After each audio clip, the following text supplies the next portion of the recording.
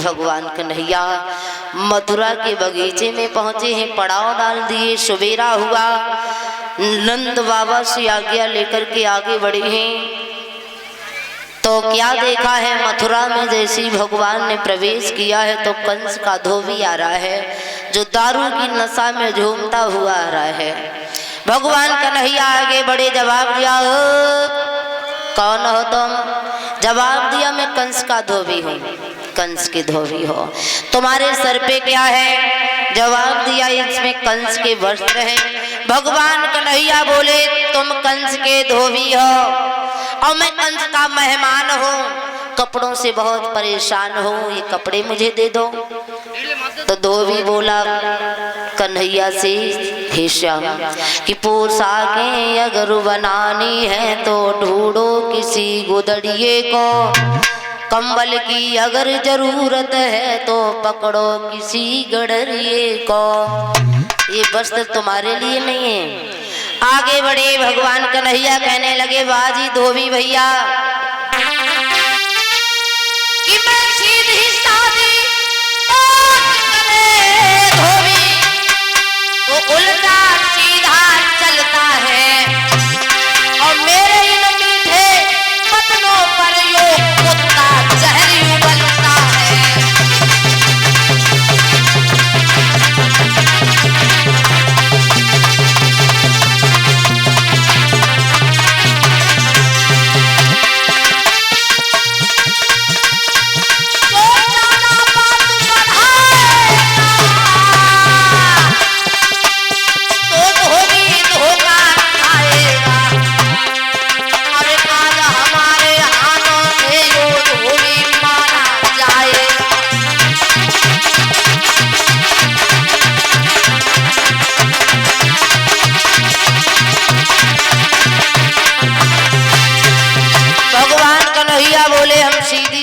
बात करते हैं तो उल्टा सीधा बकरा है। धोबी बोला,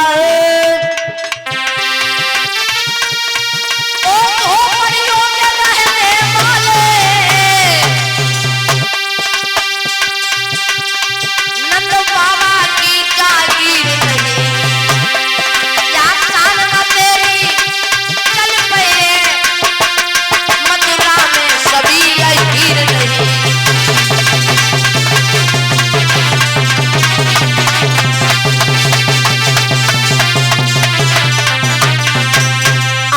करके भगवान ने धोबी के गाल में तमाचा दिया, धोबी जमीन पर गिर गया, खत्म हो गया।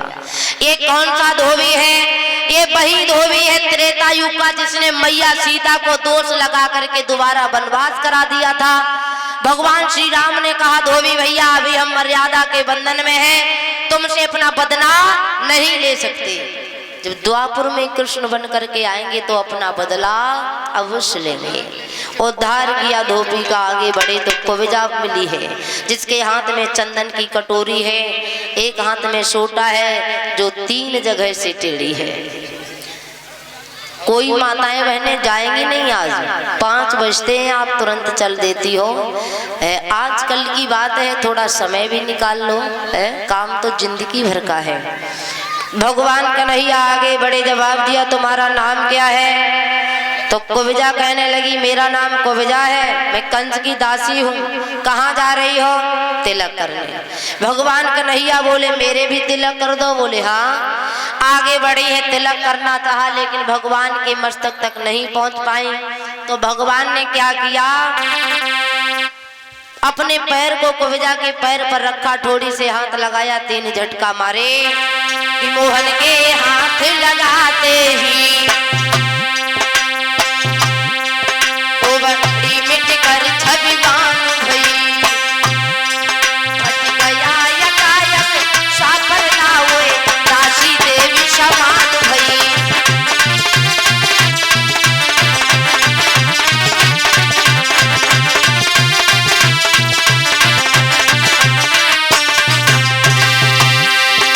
मोहन के हाथ लगाते ही वो कुबड़ी में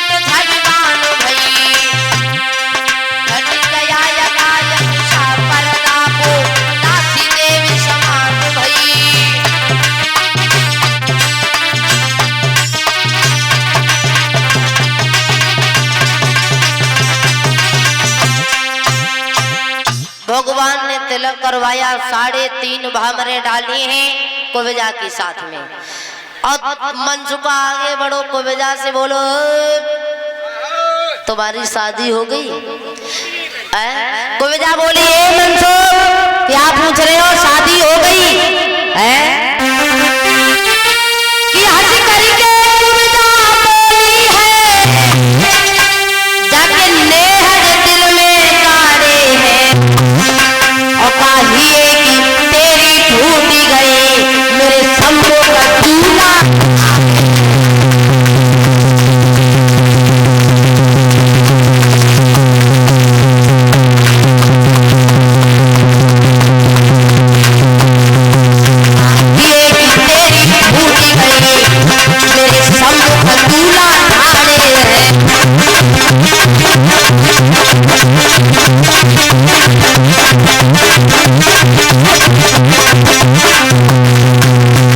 आगे बढ़े हैं भगवान, क्या देखा 18 ताड़ लंबा धनुष रखा था।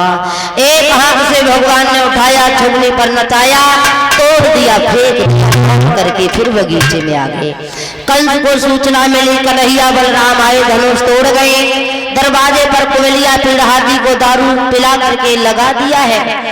सवेरा हुआ, भगवान कन्हैया बलराम आगे बढ़े हैं तो दरवाजे पर पहुंचे, जवाब दिया, ओ भैया पीर वो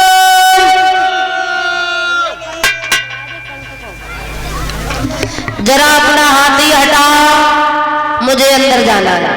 सुनो, हमारे राजा का आदेश है, इस तरीका से अकेले घुसकर नहीं जाओगे। जो हमारा ये कुमरिया पीर हाथी है, पहले इससे युद्ध करो, उसके बाद अंदर जाने की क्षमता रखो। भैया कंस को मारने वाले कंस बांधो, कौन मारेगा और बांधो जाकर के कहीं ऊंची जगह पर। तो भगवान बोले तुम्हारे कुबेलिया फिर हाथी से युद्ध करे हैं, जानते नहीं हो क्या कि हम यदुवंशी कहलाते हैं। कहते तो रंग दिखाए डाले, कहते पछली पछली करके तेरे हाथी की गेंद बनाए डाले।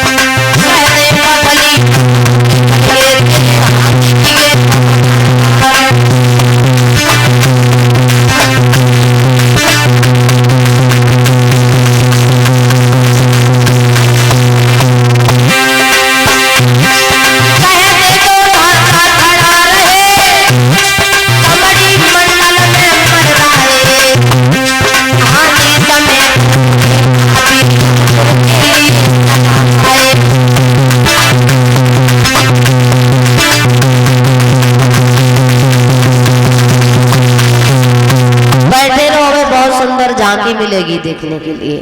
श्री सुखदेव जी बोले, हे मित्रानंदन परीक्षित महाराज, कुबेलिया पीड़ हाथी को देखा तो भगवान बोले, भैया पील बांध हटाओगे नहीं? अरे तो देख क्या रहे हो, अंकुश लगाओ अपने हाथी में। पील बांध ने हाथी में अंकुश लगा दिया, हाथी 4 कदम आगे बढ़ गया। युद्ध होने लगा भगवान कन्हैया और हाथी में।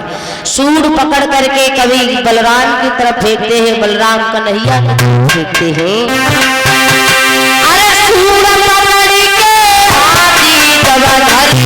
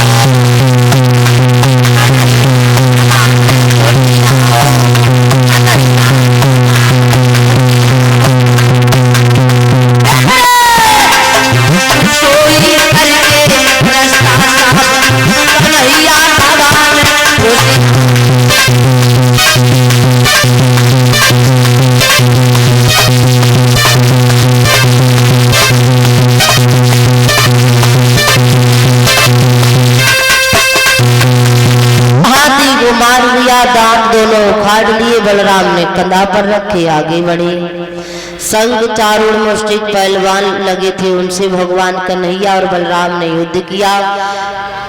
भैया कंस बांध लो है।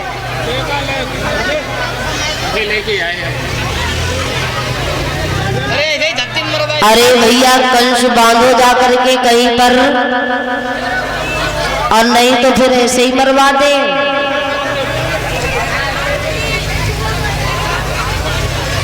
गाय दिए परेशान मतो कथा मैंने कह लेने दो थोड़ी देर, और गाना गा दिए इकट्ठे।